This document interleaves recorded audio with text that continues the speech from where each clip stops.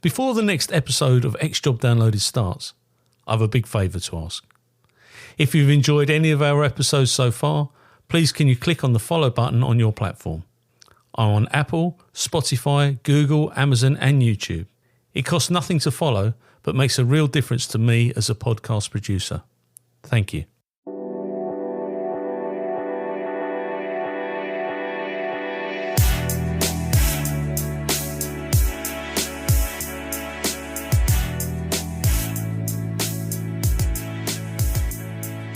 This interview is being tape recorded. My name is Paul Maleary and this is X Job Downloaded, and today I'm going to interview Hreg Robb. Now it's difficult sometimes because I would imagine people call you Robb Hreg. Yeah, quite often. I'm used to both.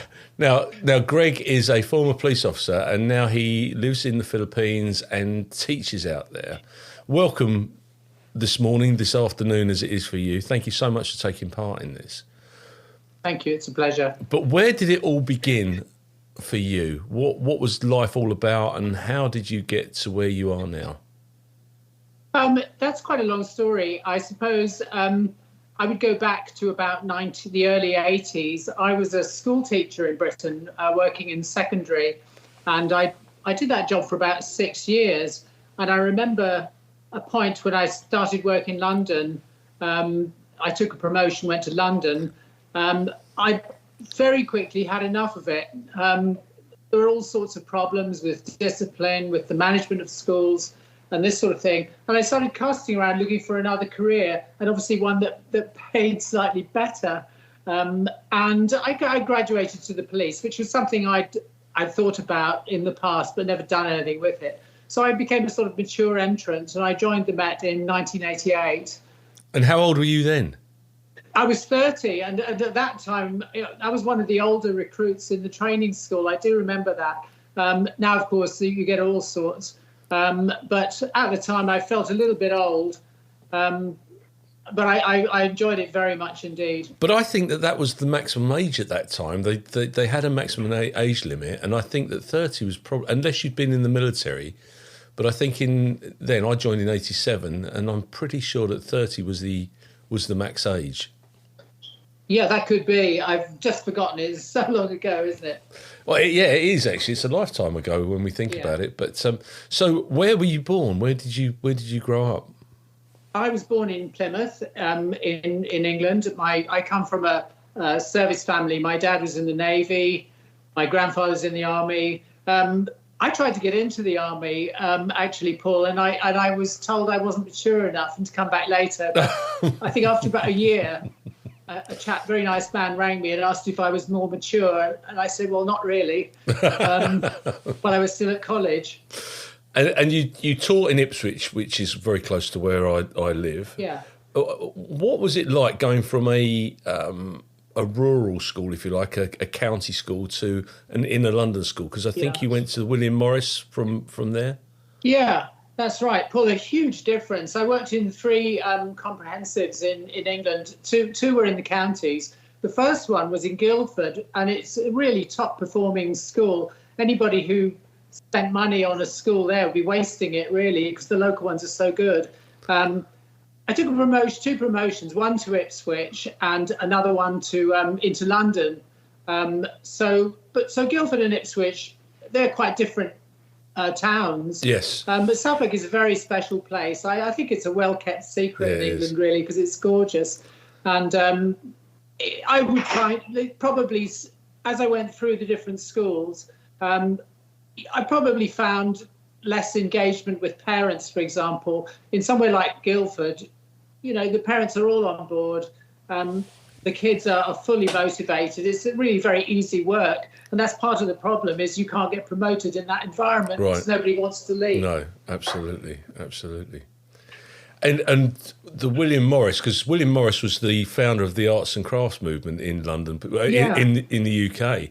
And there's a house there. So, and I know where William Morris School is.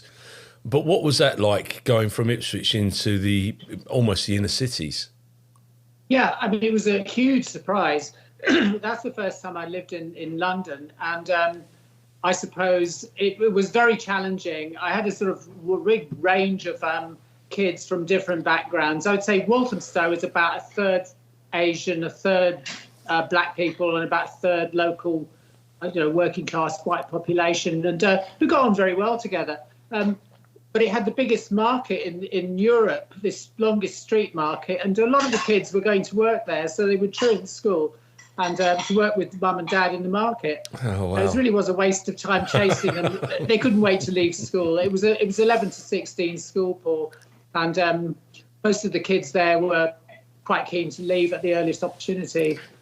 I mean, it's interesting how things have changed, but that part of London hasn't changed that dramatically. I don't know if the market's still there, but Black Horse Road, if you remember it, the tube station opposite there, where the car park was, that's all houses or all flats now, so you can't park there anymore. But what has noticeably changed is the increase in violence in that particular area, knife crime, murders, etc., which is quite. Was that something that you experienced whilst you were a school teacher? No, I didn't. Very, very little. Although I did feel that probably, I remember being punched and shoved a bit, but nothing beyond that. So I can't really say it was ever a big deal. No.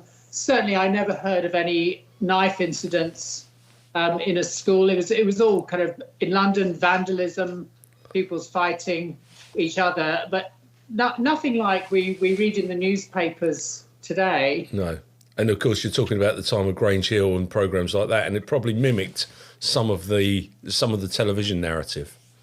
Oh yeah, this was a big joke with us that something would be shown on Grange Hill, and the next day they would be sporting the big tie or the white socks that used to be for these guys. So it was something we did look at and have a good laugh over.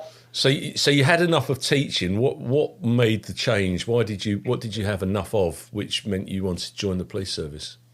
Yeah, well, like everyone else, I gave this sort of standard answer. I want to kind of help people and be part of the community. I have to be honest with you, Paul. It is partly financial because at that time, the police paid massively more than I was receiving as a teacher with several years' experience, and my salary went up by 200 or 300 quid when I joined the training school. So that was part of it, but also the feeling that I wouldn't have to take work home with me. I was doing hours of marking papers and things like this every night. So that was a factor. And while the holidays were shorter, at least you could choose when to take them at some time. Yeah. These were some of the things going through my mind. And something adventurous, of course, definitely, that was a big part of it. So you went to Hendon, 1988. When it was still a big police training school. What was that like as a more mature student? What was that like going in there with a load of younger people? And you're starting your training again. You've already done your teacher training. Yeah. It was like a bit like teacher training. You're back on probation again. But I found it very easy, Paul. Physically, the discipline, it was all very easy. I attended a Jesuit boarding school when I was young, and I must admit I thought it was pretty soft compared to what I'd been through there. Oh yeah. But absolutely no problem with being a bit older. There were some others, and that sort of 5 months I spent at Hendon was absolutely terrific. I'll never forget it. And the standard of the teaching I thought was incredibly high. I was in awe of it. Really? As a former teacher, just how good it was. Wow. I suppose I didn't appreciate it because I looked at it from a different point of view. I was never a scholar, so that wasn't something that I was ever good at. School wasn't, and I like knowledge and I like to learn, but I didn't particularly like school. Yeah. Certainly, looking back on it, I mean, there was a lot of continuing sort of training. Education's sort of compulsory in the police. It's much the same as the forces. So there is always an element of training going on. And I always thought it was good. Throughout my career was excellent. Where did you get posted? You've come out of the out of training school. Where did you get posted to? Yeah, I remember they asked us, you can put a list of preferences if you want, and people filled in places like Chelsea and Fulham. Any questions? I said, well, will you get your preferences? Most unlikely. So I ended up in Southall in West London, which was a wonderful posting, really, because it was extremely busy police station. And I remember it really rocking and rolling from the word go. So in a very short space of time, I felt I was finding my feet there. Was that before the riot? Because they had riots in Southall, didn't they? And I don't know what year that was now off the top of my head. But... Yeah, there's 78 or 9, I think, Paul, there were riots in Southall. Well, and there was a monument to a chap called Blair Peach, which somebody put in the pavement. I didn't experience any sort of racial tensions at all when I went there sort of 10 years later. Absolutely none. Did you think the inclusivity, because, I mean, the police are castigated for the way that they include people, but you've gone to a social melting pot in Southall. I mean, it's a really, really diverse part of London. How did you find the interaction between the police and the public? I felt it was very positive, Paul, in general. Southall is probably 90% Sikh Asian. And I don't think they're a difficult community to get on with anyway, because they're into making money. They have a good wedding. They enjoy a drink. They're very easygoing. And they also run everything in India, even though they're a minority. So they're quite big people physically. And they're not the sort of people to have a chip on their shoulder about anything. No. I found them real pleasure to get on with. Yeah, absolutely. I'm not surprised they run India, really. I love the Sikh community. I mean, we spent many years playing hockey, and it was just, if you came up against a Sikh team, it was brilliant. The sociability and everything, very respectful, very hard people, though. I mean, they wouldn't, as a culture, they're warriors, and absolutely brilliant. But how did you find the inclusivity within the police station, the reaction with the police officers and the community? What was that like? I think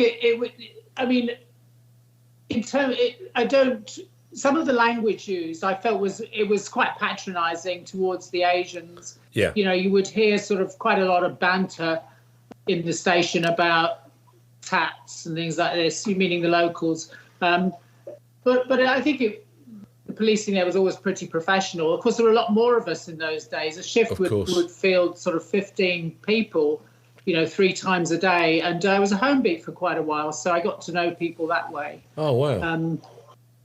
For about 18 months, I was a home beat in Southall, a community policeman, for those who are listening, and with my own little patch. And certainly to me, that was the best job I had in the police, without any exceptions. It was a fantastic job.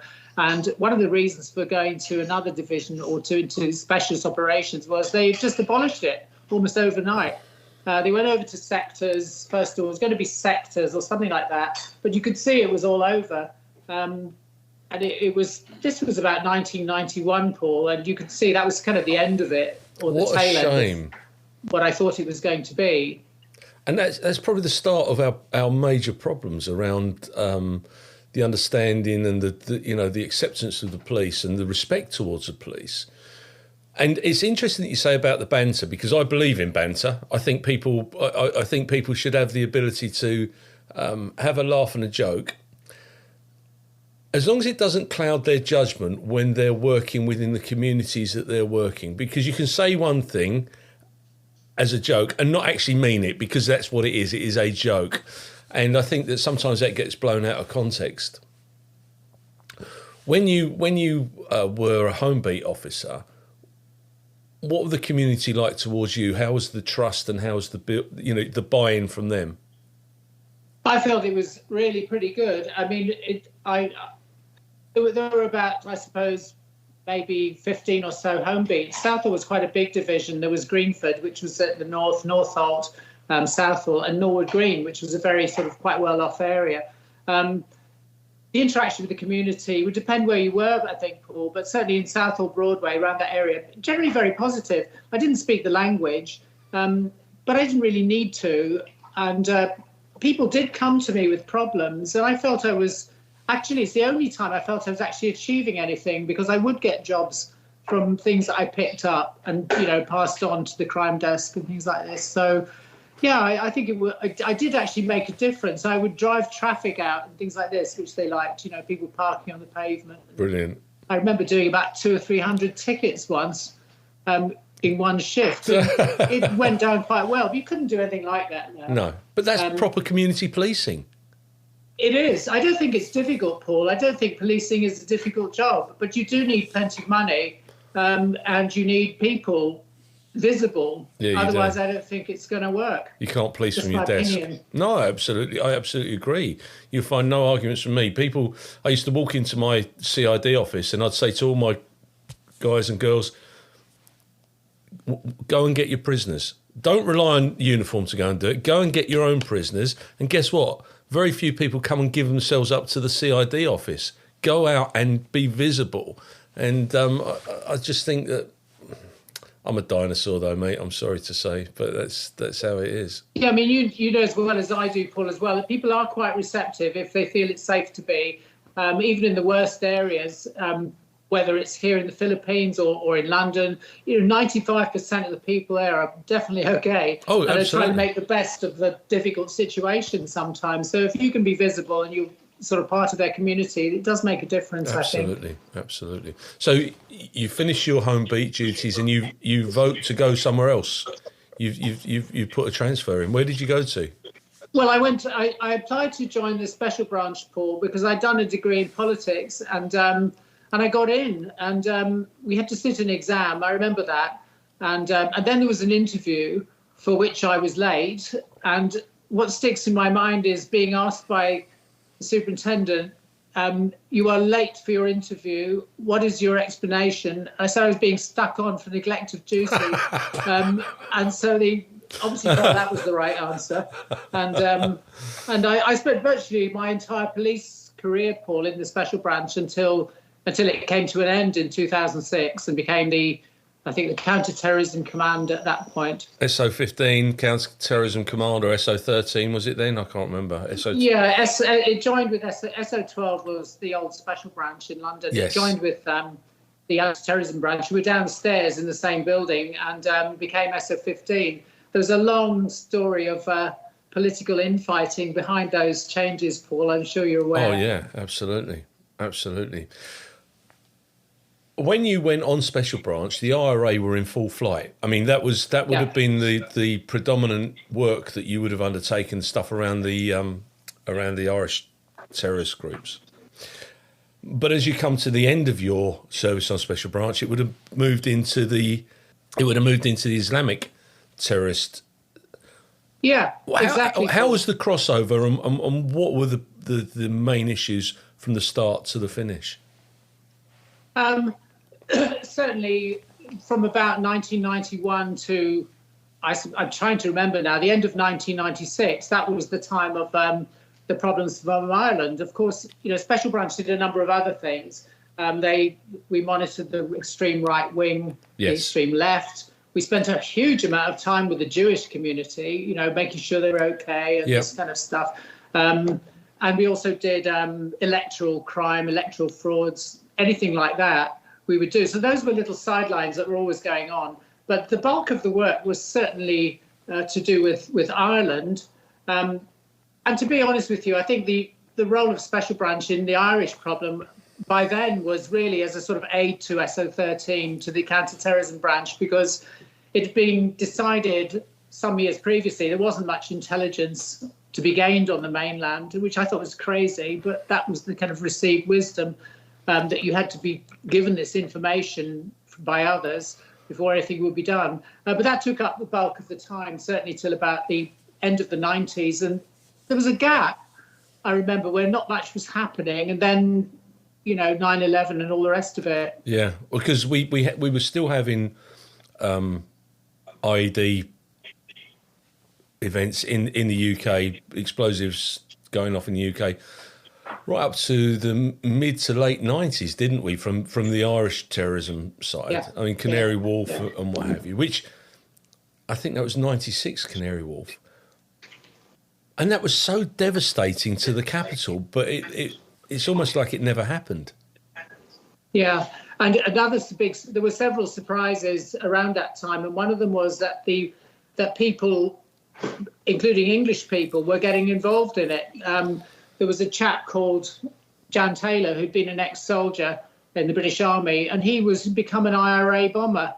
And then there was a young man who was shot. I remember his name was Dermot O'Neill. These were Londoners, people who'd never spent any time in Northern Ireland, but had kind of drifted into this through their associations with pressure groups or whatever else, and been used as useful tools by the people who never get their hands dirty, you know.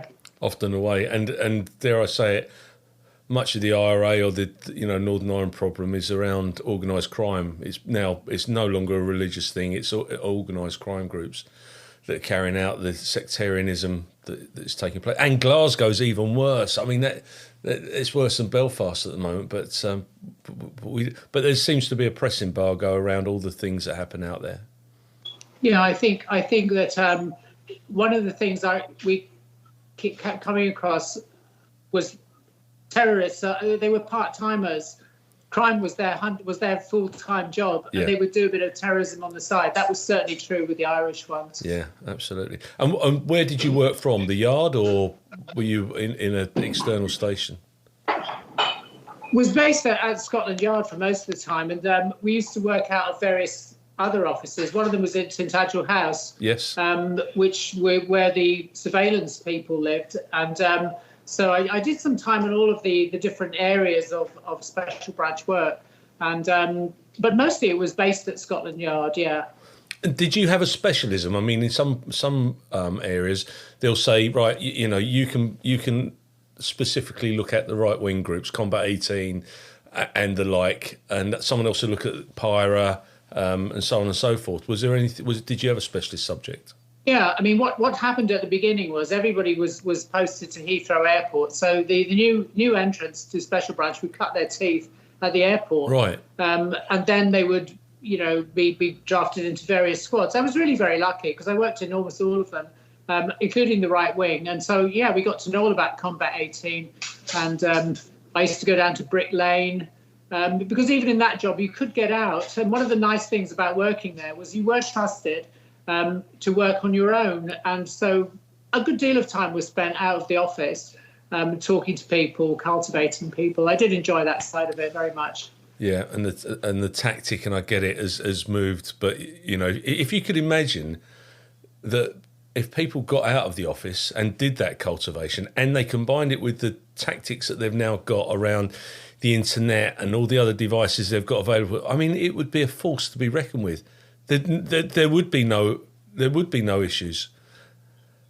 That said, we have reduced the amount of on-land UK-based attacks. And the other thing I will say is, and it goes without saying, that we don't get to hear about 98% of the operations that are taking place in the UK at the moment. They get dealt with. People even go to court and we don't know it now, which is pretty cool. So how long did you serve on Special Branch? I served on Special Branch really until I retired, Paul. I met and married a Filipino lady who's actually, you can probably hear her moving around in the background. And having spent some time here, I liked the lifestyle very much. And it's really around about 2009, 2010, I thought I'd revisit my old work. And I retrained as a foreign language teacher. I was able to retire on 25 years service, Paul, because I'd already done some other work. Yes. And I thought, well, do I really want to spend another 5 years in the kind of environment that it had become? And the answer was no. And so I left. Fantastic. And now you're in the Philippines, it's 30 degrees, and you are a freelance EFL teacher. English first language? Yeah, that's right. English as foreign language. As foreign language. Or second language. I don't have any business here, Paul, because this is with Filipino people, because they are an English-speaking nation. Yes. So I'm in the wrong place for that. But there are a number of Koreans and a lot of Chinese people that I can do some work. And in fact, I worked for the Chinese for the last 7 years until just recently the pandemic put a stop to it. I carried on working online for a while, and now I'm too old to go back to China, Paul. No. which is a shame because I would certainly have continued there. It was good money, and I just ignored the politics. I'm not too proud to take, Mao Zedong's money, really, if I need it. I love China. I got taken there by a client 5 years ago now. And I went to Chongqing and Chengdu, and I absolutely loved it. Very, very, I mean, it is a country of haves and have-nots. And the state are always watching you. If you get on the train, you have to scan in your passport or your ID documents. They know exactly where you're getting on and where you're getting off, and they are considered. But I thought it was a great country. Very, very vibrant. It is. And from a policing point of view, Paul, you probably noticed a couple of things, that most police in China are unarmed. And that was a big surprise to me, that they're not carrying guns, but for the most part. And yet there's very little trouble in China, as you probably noticed. I think it's the culture, really, and the cameras and the surveillance that's going on. Yeah. And the knowledge, too, that domestic security is very well resourced in China. They have unlimited funds to build prisons or have enough police or anything like that. And it really does make a difference. Yeah, absolutely. And, of course, for the upper end of the criminal market, they still have the death penalty as well, which they do. Is quite a significant deterrent out there. Yeah. So in the Philippines, what do you do in the Philippines now then? Do you still teach? Yeah, I'm doing a little bit of teaching. I'm also doing some writing. I'm trying to write a novel. So that's taking up a little bit of my time. I'm looking around, Paul, so I should put on my LinkedIn profile that I'm available to work, because indeed I am. So right this minute, I'm not in formal employment. I've been doing some private work, and that's it. Right. So what? I mean, you're looking for private teaching work or similar. Yeah, I mean, there's ageism in this job as well, Paul. If you're a teacher, it depends on the country. Quite a lot of them do have official cut-off ages. China's one of them. If you're over 60, it's very difficult to get in. But if you're 59, it's no problem. And so long as you're in there, you can continue on indefinitely. No. But they have all kinds of other rules. Because of the pandemic, I got stuffed and I can't go back now, other than a visitor. And I've been back to visit and to collect my things and the money they owed me and that kind of thing. Oh, what a shame. But that was all. What a shame. And do you get back to the UK? Yeah, quite often. We don't have a home in the UK anymore. We moved here, and this is now our permanent home. But thankfully, my dad is still with us. He's in his 90s. Oh, brilliant! So I get back to Britain at least twice a year, and can go there really any time. Fantastic! Yeah, fantastic. And what's your book based on? What are you looking at writing? Well, it's loosely it's like I'm trying to do a history novel, Paul, about a character called Nicholas Loney, or based on somebody called Nicholas Loney. He was an adventurer from Plymouth, also from a Navy background in the 19th century, who came to the Philippines and single-handedly set up the sugar industry here. Wow. Which is an enormous part of the economy. So he brought it into the modern age with machinery and this kind of thing. There are statues to him. He was quite an interesting guy, I think. So he's trying to find out as much as I can about his life. Oh, brilliant. And what the old Philippines was like. It was then a Spanish-run country. And even the name is named after King Philip of Spain. Right. They have quite a strong streak of Spanish here, which makes it totally unique in Asia. It's a Christian country. They speak English, and it's unlike any other. And there seems to be a big link, but maybe it's my perception, but big link between the Philippines and the USA. Is that right? I mean, yeah, there is, because in 1898 they had a war, Spain and the US, and basically America wanted colonies. Europe was running Africa. They had all these colonies. They didn't have any, and they felt left out. So I think the American newspapers concocted a good reason to go to war, as they do, with a weak country, which was Spain. And virtually within 7 days, they got the Philippines and Cuba in the same week.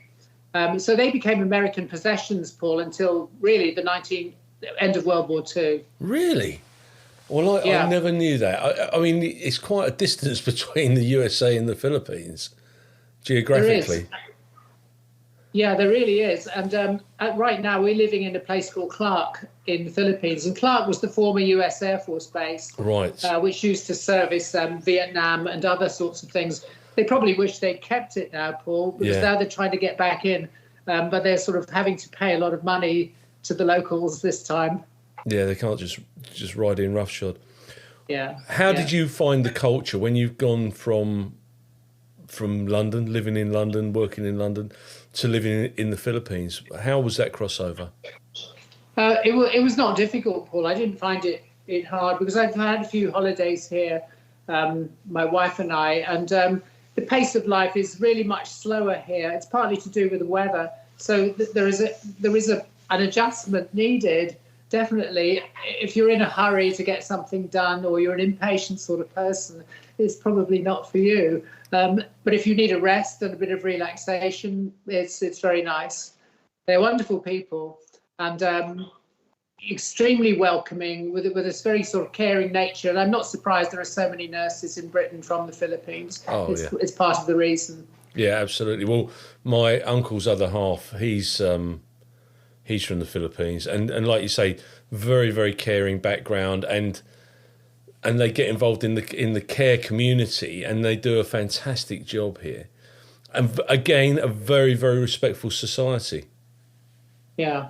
It's interesting, isn't it? That it's much more disciplined in some ways. The impression you get for reading about it from Britain is quite a kind of chaotic country, full of corrupt politicians and earthquakes. But the reality is it's very disciplined. And during the pandemic, for example, absolutely no problem with getting people to stay in the house, to wear masks. Everybody gets it. And I asked my wife, why was this? And he said, well, they don't want to get sick because they're going to have a big hospital bill they have to pay. And that's part of the reason. But they're very obedient and I would say respectful people. Yeah. But of course, it's remembered for Imelda Marcos. Was that she was the shoe lady, wasn't she? Was she from the Philippines? Yeah, she is. And do you know she's still alive, Paul? She's in her 90s. She's the mother of the present president at the moment. I think she's lost the plot a bit because she doesn't come out in public very often. But yeah, politics in the Philippines is a family business, Paul. I never knew that she was still around. Well, that's still around, and when she finally leaves us, I'm sure there'll be a lot of newspaper articles about her. Oh yeah, her shoes were famous, weren't they, in the day? Yeah. There's a museum here, Paul, with her shoes in it. It's worth seeing. It's if you have time. And our favourite subjects in the UK, and we touched on it earlier, the weather, because they have extreme bouts of weather in the Philippines. Yeah. Have you experienced any of that with the cyclones? I think the main problem here is been flooding, which we've escaped. I mean, rather like Britain, if you pick where you live with a bit of care, you'd probably be okay. So everything is adapted to the weather, Paul. That's true. A lot of houses have the electric cables in the roof because it's well known that water may rise. So the building are maybe some more disposable because it could well be blown away, and it's easy to put up another one. Fantastic. And your father's in Plymouth, is he? No, my dad actually. They all moved to Scotland, Paul. Oh. My mum was from Glasgow. My dad now lives in Edinburgh, but I was born in Plymouth, but we never lived there after the first few months of my life. We lived in Hong Kong, in Malta, and some other places. And like a lot of service children, I went back to school in Britain, my sister and me. Wow. It's funny because I'm out with some friends at the weekend. He lived in Hong Kong. His dad was with the Black Watch. And I think my dad was in the army. We lived in Germany. That's as exotic as it got. But I think that lifestyle sets you up for life. It makes you an adventurer because you're used to doing certain things. You're not frightened of meeting people. You're not frightened of going and experiencing different cultures. Yeah, and I wasn't frightened either of, when I left the police, shortly before I left, I started to make inquiries about doing other jobs. And without trading on my old one as a teacher or as a police officer. So I went back to school for a month and I did a course on how to teach foreigners, which is something I didn't know how to do. And, I think it pays not to be too cool for school, really, Paul, to be able to go back and be willing to learn a new skill, even if you're getting on a bit. I think you can do that. How does that alter, teaching secondary school kids to teaching foreign students?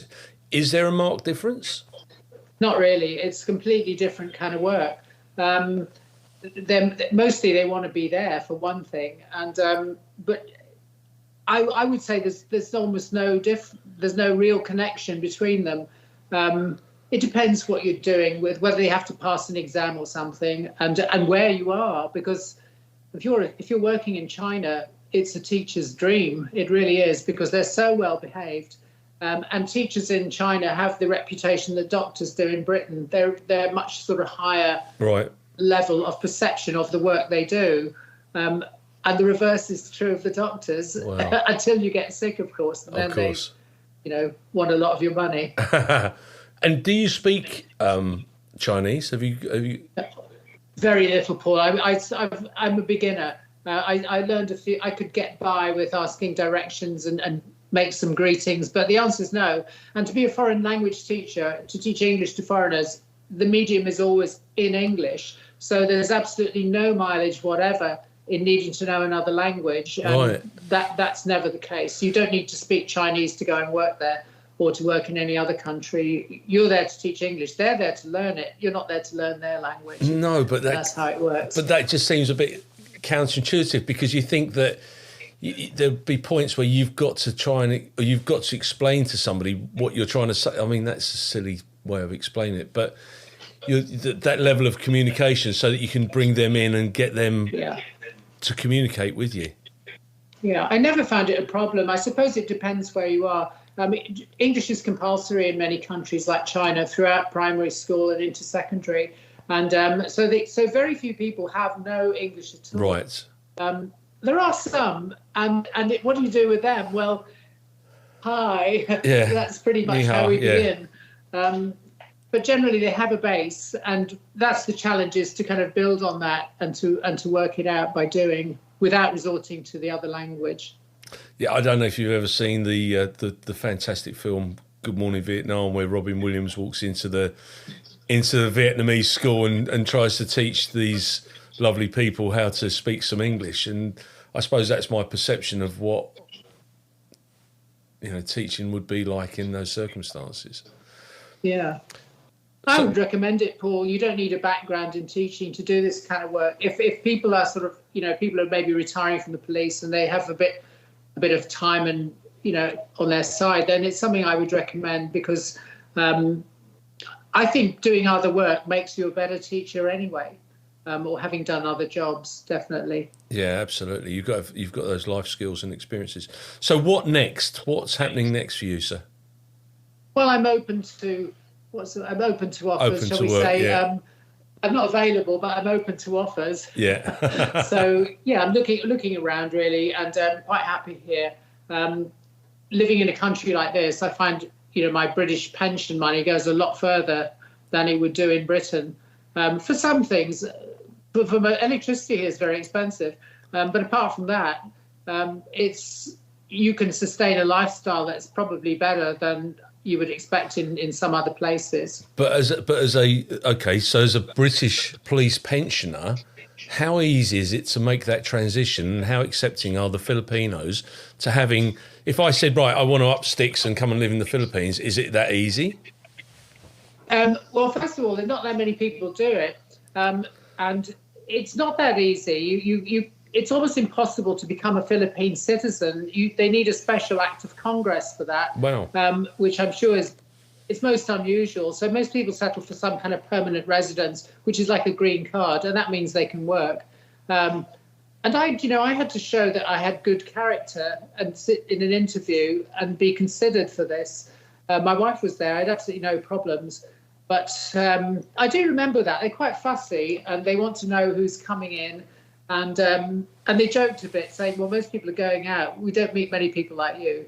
I think that because they're an island nation, much further from the mainland than Britain, the immigration system here is extremely well run. And I don't think you would stand a chance, really, of getting past it if they didn't want you. Well, that's good to know. And I can't remember in all my times in the police service where I've dealt with a Filipino suspect.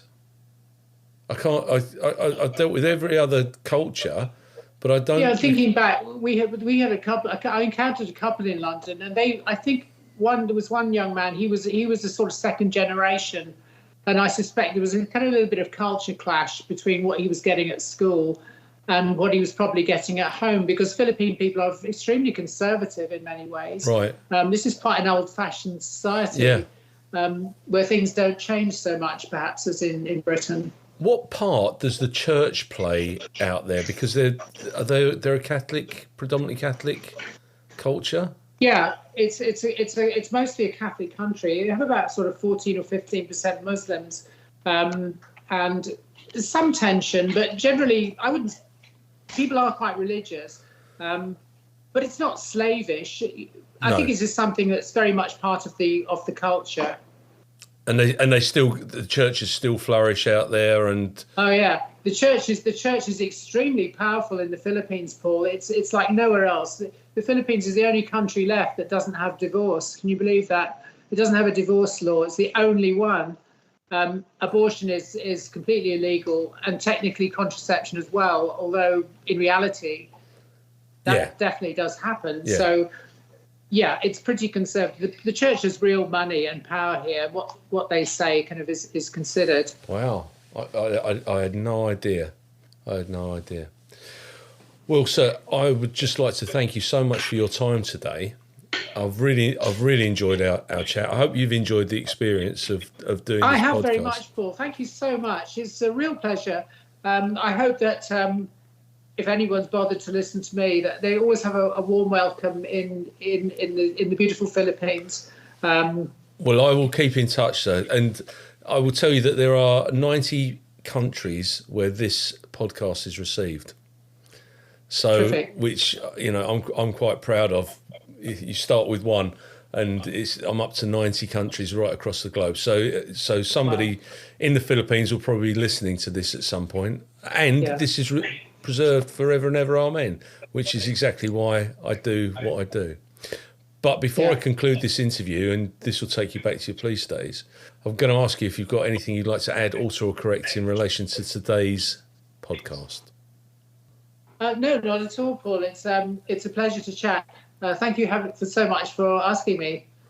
No problems at all. Have a great evening, and let's catch up soon. Yeah, you too, Paul. Look forward to that. Wrap up warmly.